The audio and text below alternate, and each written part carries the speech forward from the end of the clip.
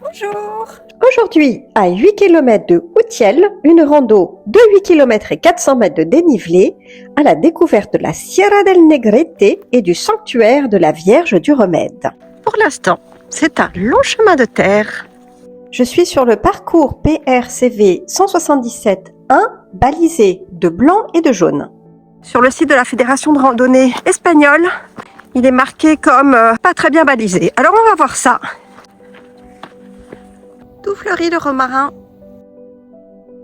Le genêt, tout fleuri aussi. Tout à coup, perdu au milieu de la forêt de pins, un champ de vigne. Le sentier monte gentiment au milieu des pins. C'est une alternative à la route pour monter au sanctuaire del Remedio. Les traces de peinture ont l'air quand même plutôt fraîches pour l'instant. Alors le départ de ma rando était à 950 mètres d'altitude et je vais monter jusqu'à, je crois, 1350 mètres. Le sentier est maintenant plus étroit et commence à monter un peu plus fort dans la forêt. Il y a un petit ruisseau qui coule au centre du sentier. Il n'a pas plu récemment pourtant, c'est bizarre. Ça coule depuis un petit moment parce qu'il y a même des algues.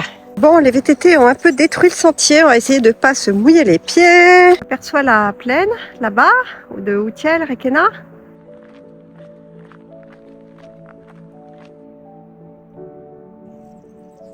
Dana serait-elle passée par là aussi?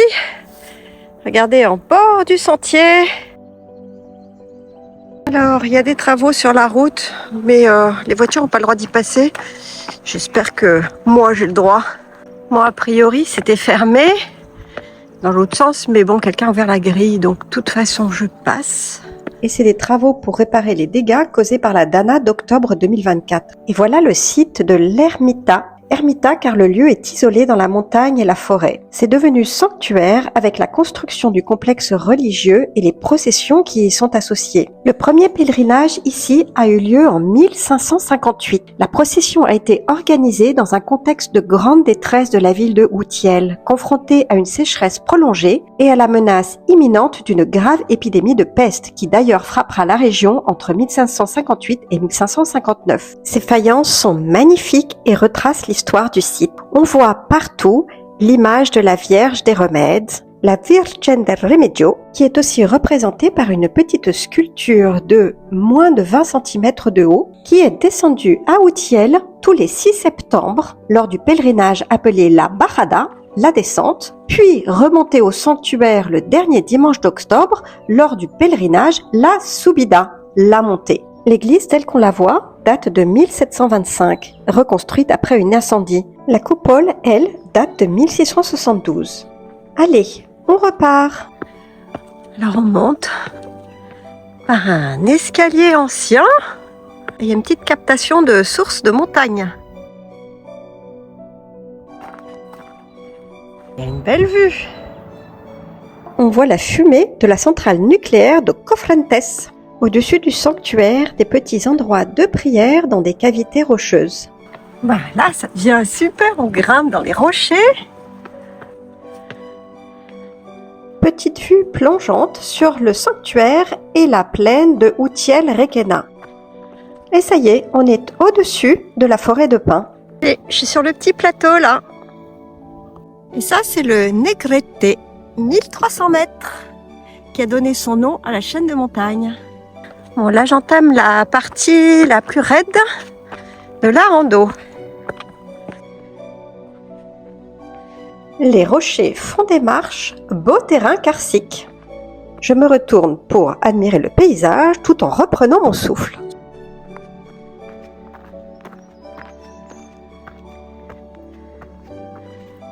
Après les gros rochers à grimper, maintenant c'est de la petite pierre. Il est super sympa ce single. Ce monotrace, pardon. Dana est passée par là. Je croyais pas si bien dire, la Dana est passée aussi par mon sentier. Mais ils l'ont réparé. A priori, il y a des nouvelles petites marches. Oups. Et ça passe du coup. Je parle de la Dana d'octobre 2024, les grosses pluies qui ont ravagé la région et créé ces immenses inondations à Valence. C'est joli ça. Hop. Ah non, c'est pas par là, mais c'est par où? Ah! Ok, bah j'allais aller par là, mais c'est par là. D'ailleurs, il y a un petit cairn. Faut monter ça. Hop, hop.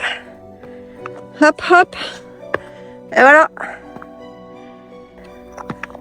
Ah, c'est cool, on monte vraiment. Faut pas passer là quand il pleut, à mon avis. Hein. Parce que déjà, le calcaire, ça glisse. Mais en plus, c'est un cours d'eau, en fait. Super réparé, merci beaucoup. Je commence à avoir des doutes parce que le sentier est quand même bien abîmé. Il n'y a plus de panneaux, il n'y a plus de marques. Quand même intéressant de voir sous la petite couche de terre ce qu'il y a. Les rochers convents ont été découverts par la Dana. Le liquide qui coule dans les tiges et les feuilles de l'euphorbe est toxique et irritant pour la muqueuse et la peau. Je suis sur un haut plateau, puisque j'ai quasi fait tout le dénivelé de la rando. Et c'est marrant parce que c'est tout plat. Ah, droite ou gauche? Là, il y a un chemin de VTT, mais le mien, il est où? Faut que je check mon plan. C'est par là. Donc là, c'est des petits chênes pubescents.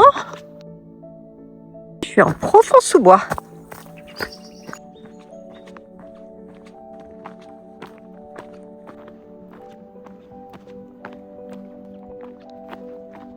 Tout plein de chenilles processionnaires sur ce sentier.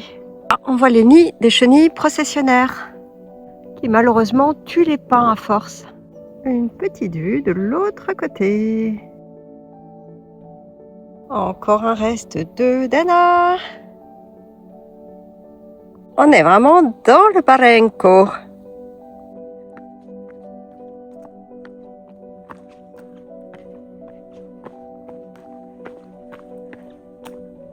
petit croisement avec le sentier 177.3.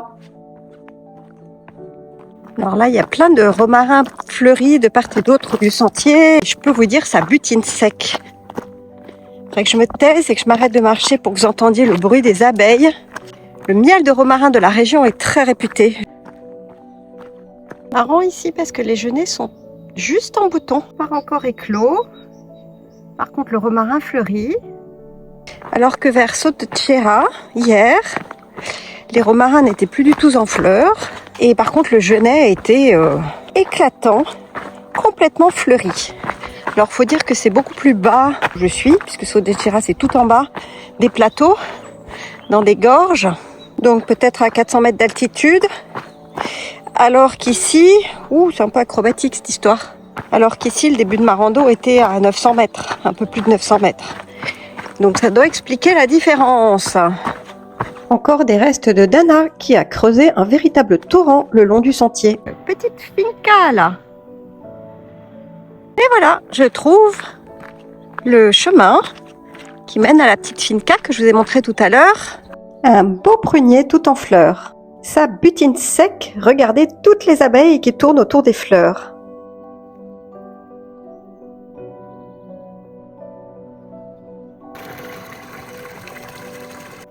Culture en espalier. C'est vert tendre, c'est du blé ou de l'orge, je ne saurais faire la différence à ce stade de maturité. Un grand abreuvoir et un champ d'amandiers en fond. Une aire récréative et il y a plein d'emplacements pour faire les barbecues. Il y a de l'eau, des peupliers. C'est très mignon. Bon, un dernier petit single. Et c'est avec la vue sur El Negrete que s'achève la rando. Mais pas l'aventure, car maintenant je prends une toute petite route pour essayer de rejoindre Valence en évitant les embouteillages dus à des accidents sur l'autoroute. Magnifique! Et j'ai ainsi pu arriver à temps pour attraper mon avion. Alors, je vous offre maintenant une magnifique vue sur Valence, son port et la Méditerranée.